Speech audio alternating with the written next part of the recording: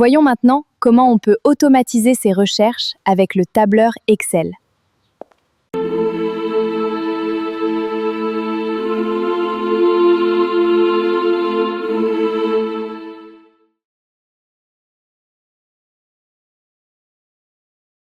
Bonjour, aujourd'hui on va parler de la recherche V, recherche verticale, avec Excel, qui est une formule Excel importante, intéressante, qui permet d'automatiser certaines factures, certains documents. On va partir d'un exemple que je vais vous expliquer.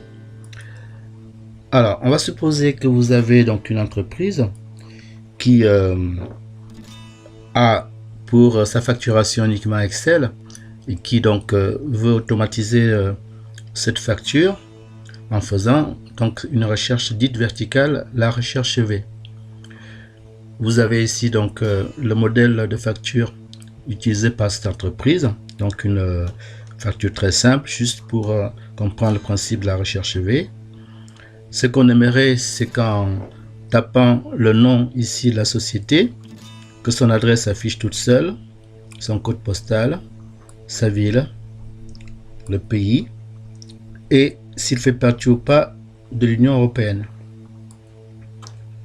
On va aussi essayer d'automatiser les produits donc vendus par cette entreprise, c'est-à-dire qu'on aimerait, une fois qu'on a saisi une référence, que la désignation se mette toute seule, le prix unitaire, le reste étant des formules qu'on mettra après.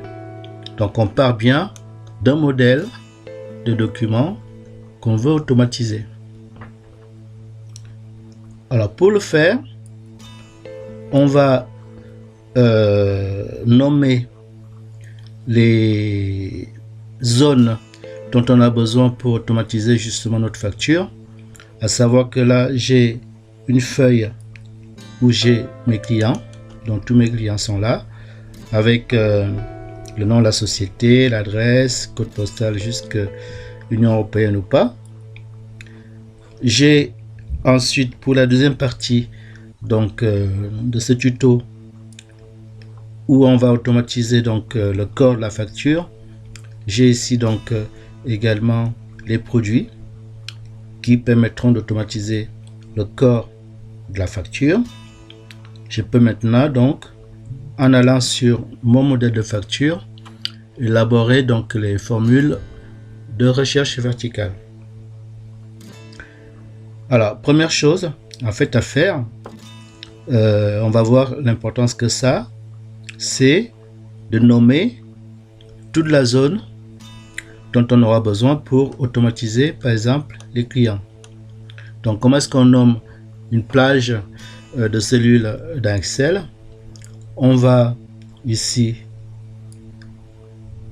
choisir de mettre en surbrillance toute la zone concernant donc ici les pays. Il y a deux possibilités pour le faire. Soit vous faites un clic droit, vous allez ici sur définir un nom. Ici, on mettra, je l'ai déjà fait, client. On va peut-être changer, comme là j'ai client, je vais mettre client 1, juste pour montrer comment on fait. Donc le nom, ici, je vais l'appeler client 1. Par exemple. Et puis, je vais cliquer sur OK.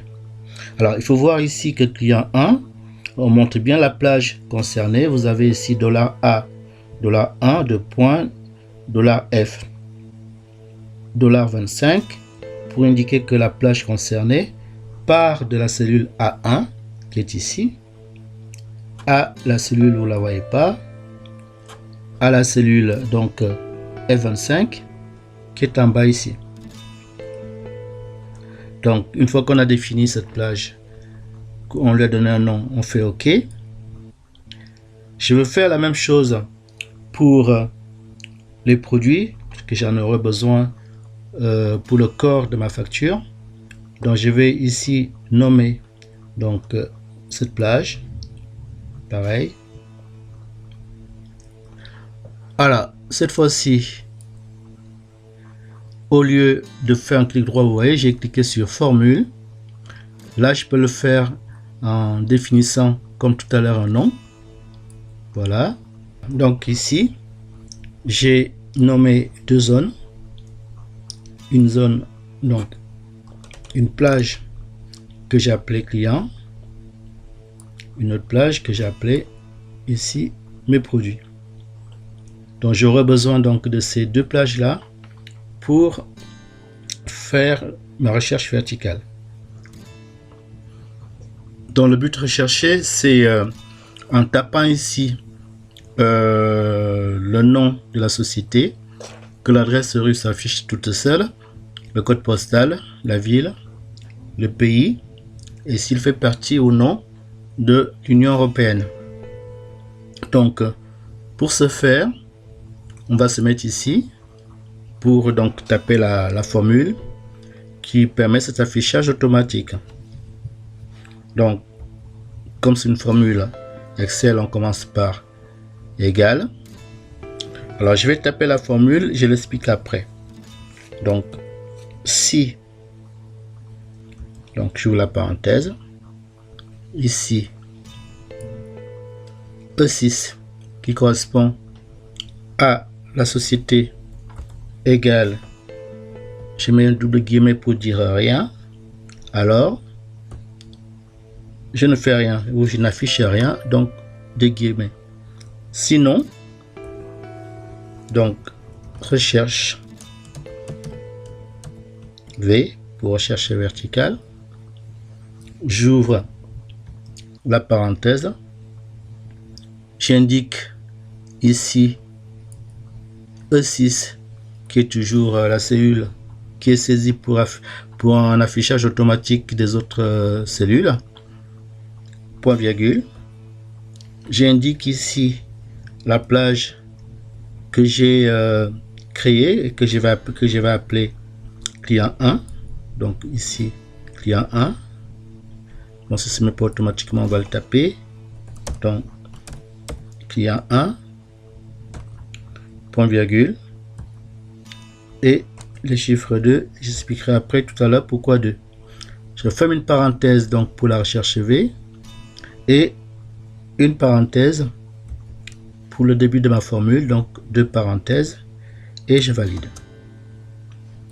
On se rend compte ici qu'il n'y a aucun résultat dans la mesure où je n'ai pas saisi la société, puisque justement la formule indique que s'il n'y a rien ici dans E6, je n'affiche rien.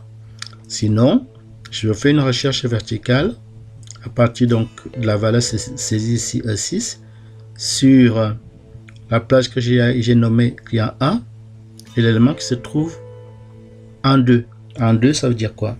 Ça veut dire qu'ici, si je vous réaffiche client, donc client 1 c'est tout ça, et moi ce qui m'intéresse c'est ce qui se trouve à la deuxième colonne. C'est pour ça que vous avez le 2 qui indique qu'on va rechercher dans cette plage là l'élément qui se trouve dans la colonne 2. Ce qui veut dire que si je tape par exemple un nom de société comme par exemple Gombo, on va essayer avec Gombo, normalement je devrais avoir l'adresse qui s'affiche. Donc on va le tester, on va revenir ici, on va taper, et c'est un majuscule, Gombo, et on va voir ce qui se passe. Vous voyez ici quand je tape Gombo, mon adresse rue se met toute seule. Ça veut dire que si je teste ça avec un autre nom, donc je reviens ici sur ma plage donc concernant les sociétés, je vois que j'ai une société qui s'appelle Hans. Donc on va tester pour voir si en tapant Hans ici, ça nous affiche l'adresse de Hans. On a bien l'adresse de Hans.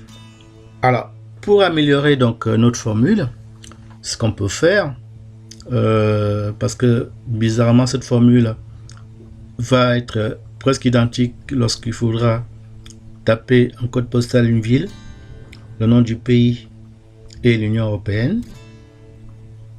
On va avoir la même formule, presque la même. Ici, pour le code postal, la ville et les autres champs, les autres cellules.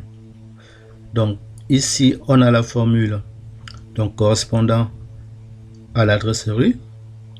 Ce que j'aurais pu faire, c'est justement figer la cellule E6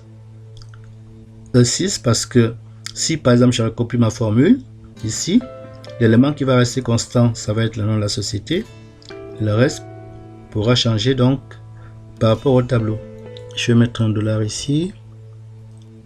Ensuite, la même chose ici. Voilà. Je valide ma formule. Tout va bien. Pour gagner du temps et recopier la formule vers le bas, on va figer ici la cellule donc E6 qui correspond à la société, de manière à remplacer uniquement pour les cellules suivantes le numéro des colonnes concernées. Je vous ai dit que la colonne 2 c'était pour l'adresse rue. La colonne code postal, elle aura notre numéro puisque ça correspond à la troisième colonne, comme on le voit ici. Code postal correspond ici à la troisième colonne.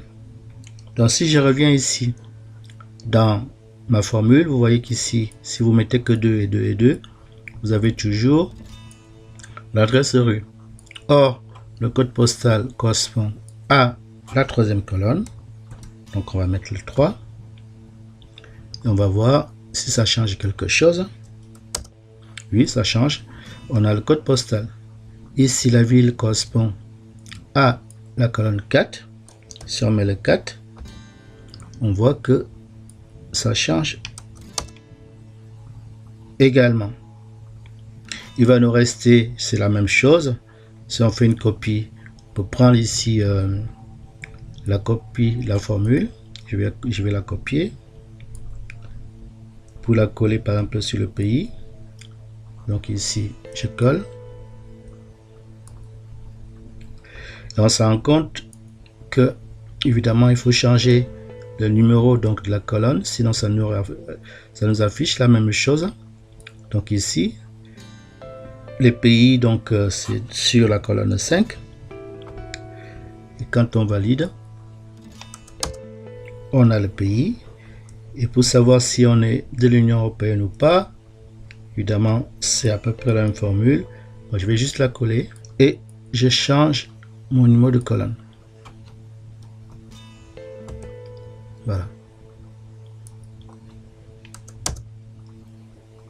Donc ici, pour résumer, on a à partir de la saisie d'une société pour afficher automatiquement l'adresse rue, on va indiquer déjà que c'est une sorte de protection si on veut, que s'il n'y a rien dans la cellule société, on n'affiche rien du tout.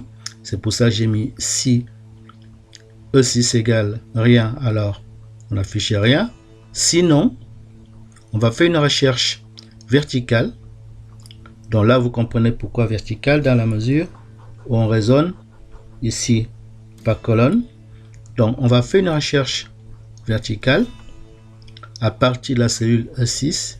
On va aller chercher dans la zone ou la plage de cellules qu'on a appelé client 1, l'élément qui se trouve dans la colonne 2.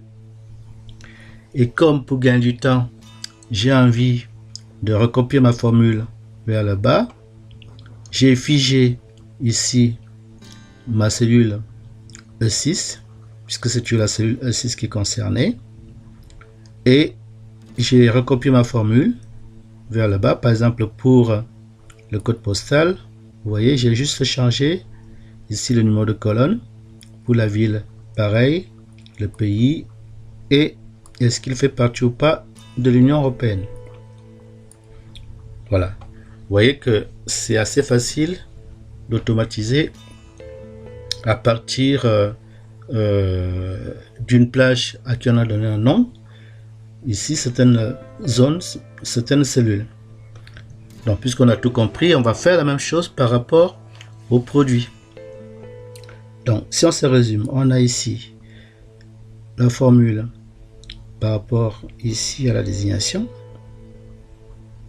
la formule par rapport au prix. Après, maintenant, pour compléter la formule, c'est facile. On peut mettre les quantités qui ont été commandées. Ici, par exemple, 9 marteaux-piqueurs de cette référence-là. 4 marteaux-piqueurs de cette référence. Et 10 tractopelles. Pourquoi pas? Après, c'est la formule simple, habituelle. C'est-à-dire que pour calculer le montant, on va multiplier ici les quantités par le prix. Donc, on sait que la multiplication, donc c'est le signe, enfin, la multiplication c'est le signe étoile. On va multiplier par ici le prix. On valide. Ensuite, on peut recopier la formule vers là-bas. Voilà. Le total. Donc, pour résumer, pour l'utilisation rapide de la recherche V, il faut savoir nommer les plages dont vous avez besoin. Par exemple, ici, on a nommé une plage client 1. Donc, client 1 qui reprend ici toute cette zone. On a nommé une autre plage pour les produits que j'ai appelé mes produits, qui reprend tout ça. Ensuite, au niveau de la facture, j'ai ici donc tapé ma formule qui permet d'afficher l'adresse automatiquement en faisant la précaution qui veut que si je ne saisis rien au niveau de la société, j'ai aucun affichage ailleurs. C'est-à-dire que si E6 qui correspond à la société, j'ai rien mis, je n'afficherai rien. Sinon, donc je fais une recherche verticale, je tape toujours l'élément qui permet de faire cette recherche, donc ici la cellule E6.